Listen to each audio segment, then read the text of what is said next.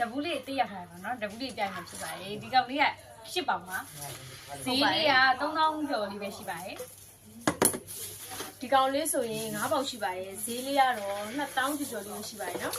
ဒီကောင်လေးကတော့2လီတာတော့ဆက်ပါတယ်ဈေးလေးက2000ကျော်လေးပဲရှိပါတယ်နော်အရန်တက်ပါတယ်ပြီးတော့အရောင်ကာလာလေးလည်းရှိပါတယ်ပန်းရောင်လေးလည်းရှိရယ်လို့ရှိရင်ဒီမှာကာလာလေးရအဆုံးရှိပါတယ်နော်ရှိပါတယ်နော်ဒီဘက်မှာအပြာလေးကာလာလေးအဆုံးရှိပါတယ်ဒါလေးကပေါ့နော်စတီးတပူးလေးပေါ့နော်သူကတော့10ပေါင်လောက်ရှိပေါ့နော်ဒီကောင်ကတော့ဈေးလေးကတော့3000ကျော်ပါပေါ့နော် quality ကတော့အမျိုးအစားအမျိုးမျိုးရှိပါတယ်ဒီကောင်လေးကတော့ fiber အသားလေးပေါ့နော်ဒီကောင်လေးကတော့ဈေးလေးကတော့4000ကျော်ပါ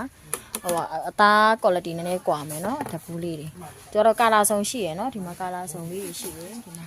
လူကာလာအစုံလေးတွေရှိပါတယ်နော်4000ကျော်လူကာလာအစုံလေးရှိပါဒါလေးဆို4000ကျော်ပေါ့နော်ပေါင်လေးဒီတပူးလေးဆိုရင်လည်း10ပေါင်ပေါ့နော်ဒီကောင်ဆိုရင်ဈေးလေးတွေက4000ပေါ့နော်4000ဝန်းကျင်လောက်ပဲရှိပါတယ်လေးဆိုရင်စတီး